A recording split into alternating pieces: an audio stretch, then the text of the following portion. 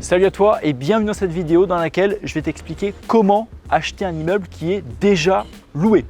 Alors j'ai eu le cas il n'y a pas si longtemps que ça avec mon agence immobilière. Je suis en train de vendre un immeuble avec déjà des locataires dedans et on a pas mal de pièces à analyser avant de faire la transaction. Pourquoi acheter un immeuble loué? Aujourd'hui, de plus en plus de personnes achètent non plus un bien immobilier comme un logement, un toit dans lequel ils vont vivre, mais plutôt ils vont acheter un produit financier, c'est-à-dire qu'ils vont seulement acheter une rentabilité, un retour sur investissement.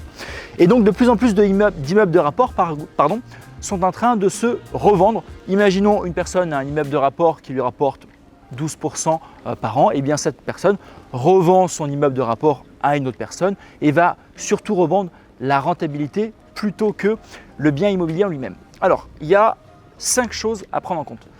Première chose à prendre en compte, il va falloir regarder la surface carrée de ce bien immobilier. Dans certains biens, comme par exemple des maisons ou des biens qui ne sont pas en copropriété, souvent des immeubles de rapport sont qu'un seul lot, eh bien il n'est pas obligé de fournir un certificat de surface, donc un certificat de loi Carrez au vendeur. Et nous, en tant que vendeur, même si on achète une rentabilité, même si on n'achète qu'un produit financier, le prix au mètre carré est quand même important.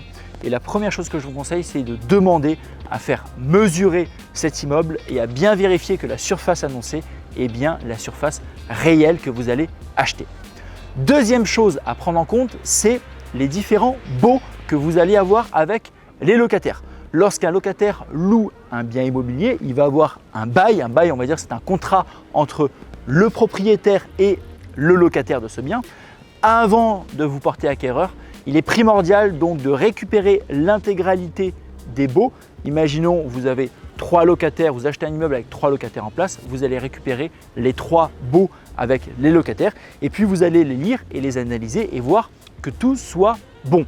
Alors, si vous n'êtes pas professionnel là-dedans, pas de panique. Dans tous les cas, vous passez par un notaire, vous prenez les baux, vous en parlez avec votre notaire, vous lui faites lire et vous lui demandez si, de son point de vue, tout est bon ou s'il y a des ajustements à faire.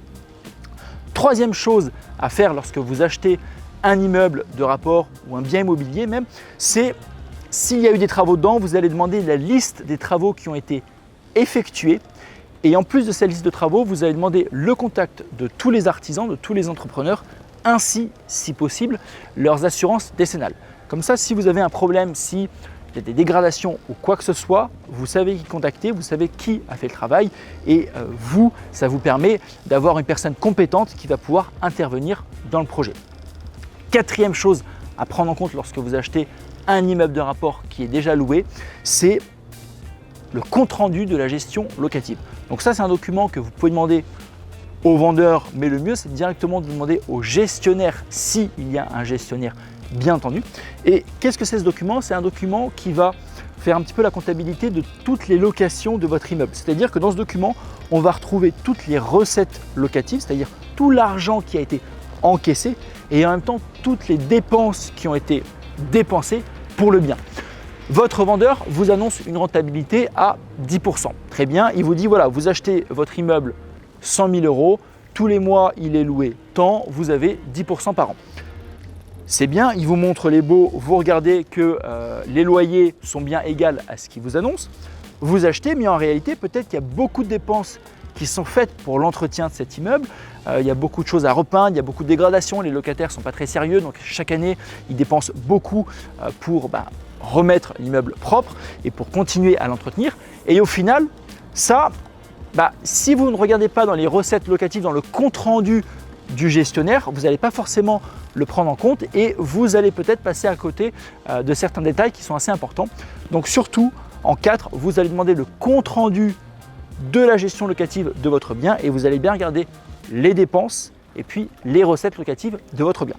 Cinquième chose, alors ce n'est pas obligé que le vendeur vous le communique, mais vous pouvez demander une attestation comptable de son bien. Imaginons par exemple, le vendeur a une SCI, dans cette SCI, il a le bien immobilier, vous allez demander une attestation comptable de cette SCI, enfin de cet immeuble pour sa SCI, parce que dans sa SCI, il peut détenir plusieurs biens et vous n'êtes pas obligé de savoir ce qui se passe ailleurs. Mais par contre, c'est bien d'avoir une attestation comptable pour savoir exactement ce qui se passe au sein de SCI par rapport à ce bien. Ok, vous aviez vu avec le gestionnaire normalement le compte-rendu des recettes locatives du projet, mais si vous avez cette attestation comptable, là vous êtes sûr et certain à 100% que la rentabilité sera analysée en amont, que ce que vous annonce votre vendeur est la réalité, que les loyers qui touchent sont bien la réalité et surtout que les dépenses qu'il va dépenser donc pour son bien sont bien celles réelles indiquées, puisque là vous allez avoir une attestation comptable avec toutes les dépenses et les recettes du bien.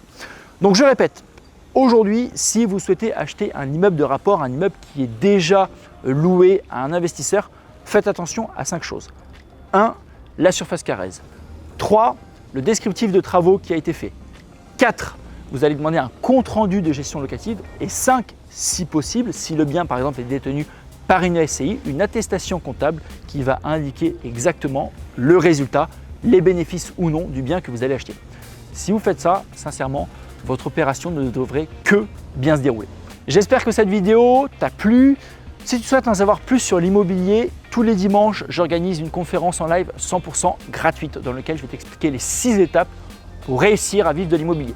Pour ça, tu retrouveras un lien ci-dessous, tu as simplement à cliquer et à t'inscrire lors de cette conférence. N'hésite pas à t'abonner à ma chaîne YouTube, à me poser des questions en commentaire, je prends le temps d'y répondre. Et puis comme d'habitude, je te souhaite une excellente journée et je te retrouve la semaine prochaine.